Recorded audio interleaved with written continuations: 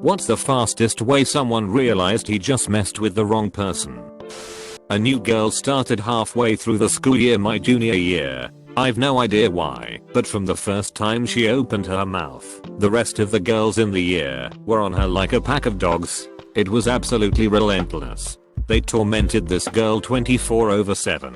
She was just a sweet, quiet kind of nerdy girl who'd been targeted for no reason. I think some casual racism was a big part of the reason she was targeted. I'm not sure what her ethnicity was, but she was definitely not white. Well, one day during lunch period, she was sitting on her own in the cafeteria. The worst of her tormentors walked in and decided that the new girl silently eating her food was absolutely uncalled for. So, they walked over and knocked her drink over. It went all over her clothes. She didn't react and just carried on reading. So, another leaned over and spat in her food. Again, no reaction. So, the one who'd knocked her drink over snatched the book out of her hand and tore a bunch of pages out. The girl, without saying a word, she calmly stands up, then grabs her tray and just smack the ever-living crap out of the girl that tore the page out of the book. The girl hits the ground like a sack of bricks. The others just stood frozen in shock, so she smacks another one. She then drops to her knees and just starts wailing on the girl she knocked out, screaming a torrent of 4-letter words the whole time. Despite being about 5 feet 3 inches and 100 pounds soaking wet, it took 3 teachers to drag her off. Even when they had her, it didn't stop her kicking one of the bully's front teeth out.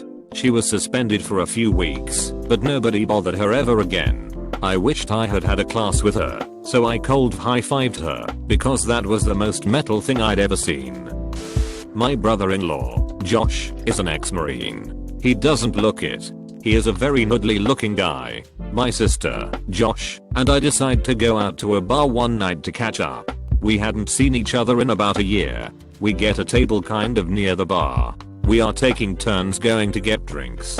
When it is my turn, I go up to the bar and order our drinks. While I'm waiting, this guy comes up and starts flirting with me. I give him the politest no, thank you I can muster. He doesn't want to hear that. He keeps trying to get me to talk to him. Eventually, my drinks are ready. I got to grab them, and this man grabs my arm and won't let go. I start to panic. Suddenly, Josh appears behind him. He grabs the guy's arm and tells him to let me go. The guy goes to mouth off. Josh tells him to knock it off and leave. Guy takes a swing at Josh. Josh dodges it and just knocks this dude's light out. He hit the ground hard. The bartender comes over and starts asking questions. The bouncer is called. Guy is dragged outside to wait for a taxi. We finish our night and I buy Josh an extra round for saving me. This is my mom's story. My mom was married before she married my dad. She had a kid with the guy, my stepsister. The guy got into hard drugs, meth, I think. He started getting really aggressive because of the drugs. My mom was not having his BS. Something you should know about my mother is that she is barely 5 foot tall and maybe 110 lbs. She was a very small woman. One day, they are arguing, and this guy raises his hand to hit her. She stops, looks this man dead in the eye and say, "Go ahead, hit me. You'll probably knock me down and bruise me, but don't you ever go to sleep around me." She proceeded to stare him down. He put his hand down and walked away. This man had a good foot and 50 pounds on her. I don't doubt for a second that she would have put him down with no problem. Bonus story about my mom. Once in high school, a girl decided it was a good idea to kick her. She dragged the girl through the parking lot by her hair. I had a crazy AF neighbor, but living in Florida you get used to that. He was the guy we would call when snakes would get in the house, because he would just snatch them up and throw them back into the swamp nearby. He was a great guy. He was just ever so slightly off. I'll call him CG, for cool guy. One day another neighbor came over and was throwing an absolute hissy fit. He was upset with CG for not putting his trash cans up quick enough on trash day. This guy was a greater jerk and made it his business to run the neighborhood. He sent us letters all the time telling us that the dogs were too noisy. CG let the man yell and throw a fit. After he stopped, CG told him to get off his property and to not come back ever again. Jerk man took that as a threat and called the cops. Cops show up and talk to both sides. They leave after telling Jerkman to leave CG alone and stay off his property. Jerk guy didn't like being told to stay away. So every time CG broke a rule, Jerkman would stand at the end of his driveway and yell about it for hours.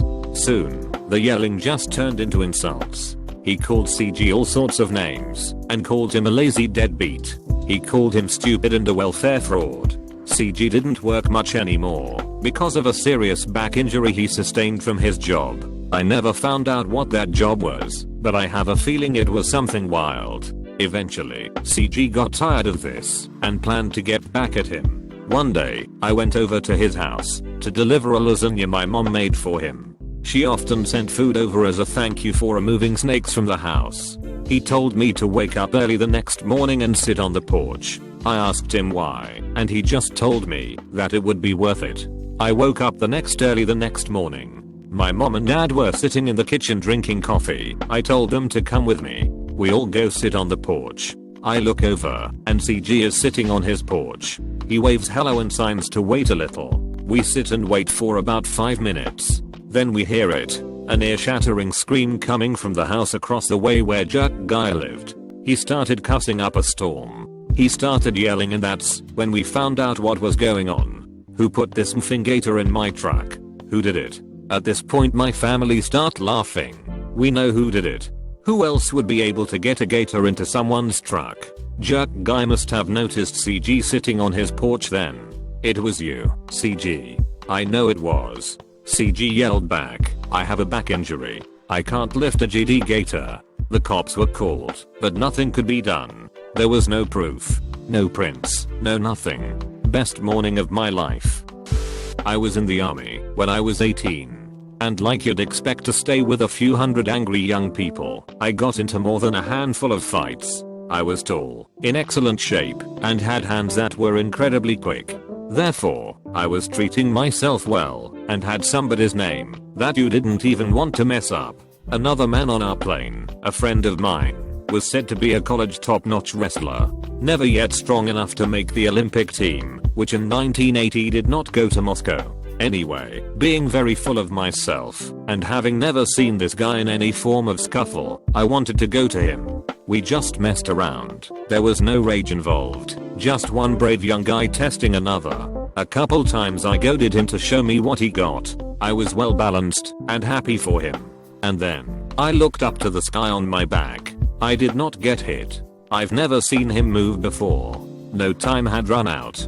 One moment I stood in front of him, preparing for anything he did, and the next I looked up at the sky above my back. I thought it must be a fluke. Genius that I was. So, I got up again, and pursued him. Once, he'd never seen him move, never sensed a thing. For 1 minute I'm able to head in front of him, and the next I'm staring up into the stars with my back. And no time had elapsed yet again. Okay, I'm less dumb than I'm stubborn, so I admit he's better than I was, and I stayed where I was to contemplate the clouds floating silently by overhead. Never before, or since have I ever been so utterly and completely overmatched. Let me say this again, so it's very clear. I never saw him move. Twice. I've gone toe to toe with wrestlers before, but nothing I'd ever done prepared me for this guy. I still don't know what the hell he did. All I know was at one instant I was ready to fight. The next I was on my back. Not hurt. Never felt a thing. Never saw a thing. Didn't notice the passage of any time. It was like I had been teleported from a vertical position to a horizontal one. That was the day I learned the difference between a good athlete and a world-class athlete. I can say without any hesitation that this experience changed how I view the world. I was out at some clothing store, just trying to buy some pants. I'm nearby to the fitting rooms. I start hearing a ruckus. Being the nosy person I am, I move closer. I see this 40-something-year-old woman laying into this 20-year-old man. I can't tell what she is saying, but she is pissed. This dude starts yelling and pointing his finger in her face. I can hear him saying something along the lines of her needing to mind her own business. She grabs his hand and says, "You tried to follow my 15-year-old daughter into the fitting room. It is my business." Next thing I know, this tiny old woman puts this man on the ground. He starts screaming that she broke his finger. She just walks away and gets her daughter from the fitting room. They sit up by the register and wait for security to arrive. I grab my pants and go check out. I give the mom a small thumbs up as I pass her. She smiles and continues comforting her crying daughter. So, I'm an EMT. We pick up this belligerently drunk like mid-20s male from the side of the road. I generally don't like being in the back of an ambulance with a dude bigger than I am, especially one that is being aggressive, so I'll ask for a cop to ride in the back on occasion. So, dude was big, tattooed up, a real meathead, and wanted to fight someone. So, I asked for a police ride along. I get this 5'1" woman who must weigh 120 pounds soaking wet. I wasn't sure if she would be able to handle this dude. He had at least a foot on her and probably weighed twice her weight. We start riding towards the hospital and he is just getting even more ridiculous. I'm trying to calm this guy down a bit and he is just not having it. This woman steps up and tells the guy to sit down and let me do my job. He doesn't like getting bossed around by this tiny woman. He starts yelling and trying to get off the gurney. She just put up her hand and said she would tase him if she got to 3. He stands up, takes a step forward, and she just says 3. No countdown, no warning. I will never forget the look of horror in this guy's eyes as he realized what was about to happen. She hits him with the taser, and he locks up. It was totally worth having to clean urine of the floor. She is my go-to now. I used to go to a small nightclub a lot when I worked a night job. A bouncer there had a crush on me and always treated me extra nice, flirting with me, making sure nobody gave me a hard time. He was only like 5'5", but muscled as hell, like a short stocky pit bull. I didn't find a romantic attraction to him in return, but we were cool with each other. One night I was there with other female friends, and it was really packed. This scrubby creep was booty dancing on my tiny friend, so I kept swapping places with her so she could escape. But he'd find her, and I'd have to step in and save her again. I'm 5'7", she was 5 even in heels. The third time, he gets pissed at me and calls me some names so loud it was over the music. I turn to walk away, and he punches me between my shoulder blades. I turn back toward this guy, and not 2 seconds later he's being crowd surfed over everyone's heads out the back door of the club by the pit bull bouncer. I had been here enough times to know, if they send you out front, they make sure you get in your car and don't come back. But if you're taken out the back you're going to the hospital. The bartenders got me and my girls some drinks and the bouncer was in the alley for at least 20 minutes. He came back in and spent the rest of the night with bar towels wrapped around his fists. Never saw the creeper in there again. I punch an Nazi in a Denny's parking lot. I was out with a group of friends. We were a grab bag of ethnicities. We were just chilling trying to eat some cheap edible food. The guy next to me nudges me and tells me that some skinhead is watching us from across the parking lot. I tell him to not worry about it. Dude was alone and there were 6 of us. I didn't think he would be dumb enough to try anything. That was my first mistake. My second mistake was being the only white person in the group. It must have made him so mad to see a race traitor. We got up and paid our bill. We didn't think to watch for the skinhead. We are walking across the parking lot when one of the girls in our group screamed. I turn around and the skinhead has grabbed her hijab and was pulling it off. I took 2 steps and punched him square in the face. He stumbled back. Thankfully, he let go of her hijab. I stood between her and the skinhead. He starts going off, calling me a traitor and every other name he can think of. The police show up shortly afterwards. I found out that someone inside the restaurant saw him follow us out and called. I never found out who it was, but thanks random stranger. Out walking my dog one day, stopped to tie my shoe in front someone's house, and at that exact moment the owner came home. They opened their garage and go to pull in. Her dog fires out of the just opened garage door like a speeding bullet. I can see the dog charging at me, but I'm still in a hunker down to tie your shoe sort of stance. So, I can't do anything in time, but try to stand up. So here it comes, this full-on snarling, growling, pissed off dog flying right at me. And before I can do anything her 10-pound terrier full-on attacks my 125-pound pit. My dog flips the attacking dog over onto its back in the gutter water and has his mouth on the poor dog's throat in like 2 seconds. I grab my dog's collar tell him no, and the other dog flees yipping all the way back into the garage. I commend the little dude, he had a lot of heart, but I still have no idea why he did not come to his senses in the last 5 feet or so. I'm just happy the little dog was really fluffy, so my dog was not able to get a good chomp on him. The owner got out of the car apologizing. We shared a good laugh at her dog's expense. She said that she hopes it'll teach him a lesson, because this is the second time he's rushed a dog 3 times his size. Last time the dog just snapped at him. I hope for his sake he learned. I was friends with a girl in middle school who just snapped one day. She was a smaller girl. Puberty was taking its time getting to her. She was really nice and really smart. She was just one of those quiet people that got picked on in school. In my school, there was a group of 4 girls that did most of the tormenting. The group was led by a girl whose dad owned half the restaurants around. She was the typical entitled spoiled brat. She was so focused on tearing this girl down. Rumor was that was because her boyfriend, though she was cute. The group of girls took every opportunity to terrorize this girl. I tried to help when I was around, but we didn't have a lot of classes together. It all came to a head one day in between classes. My friend was just trying to get to class when the group cornered her in the stairwell.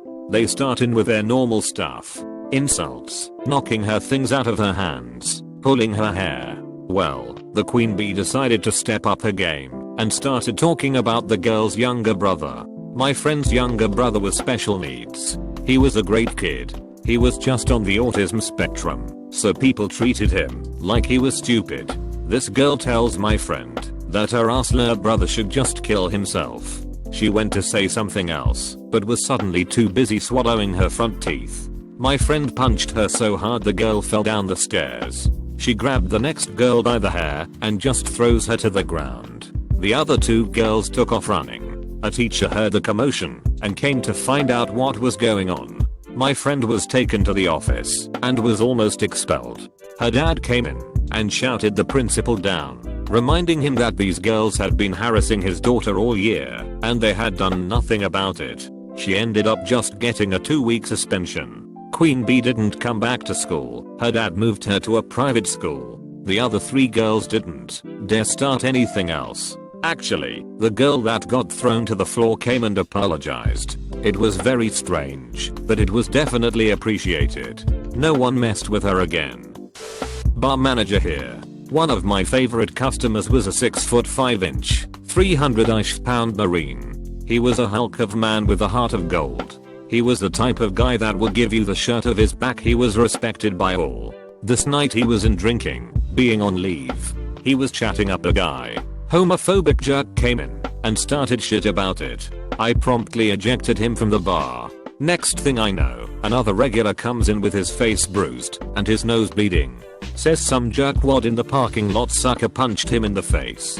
I walk out and see the jerk I tossed out across the parking lot screaming and yelling at me. From behind I hear the Marine ask me if I want him to fix this. I say no, turn to a bartender who came out also and ask her to call the cops. The Marines guy had come out as well. The bad guy started yelling stuff at all of us, but mostly directed at the Marine. Stuff that was terrible, gross, insulting, threatening, and offensive. Don't remember the exact words. I turned to the Marine and said, "Okay, go ahead and end this, then leave. Cops are on the way." Marine walked across parking lot and punched the bad guy in the face. Bad guy landed at least 10 feet away. I went inside and told the bartender to call for medics as well. Navy SEAL left. I lied to cops. I don't know him.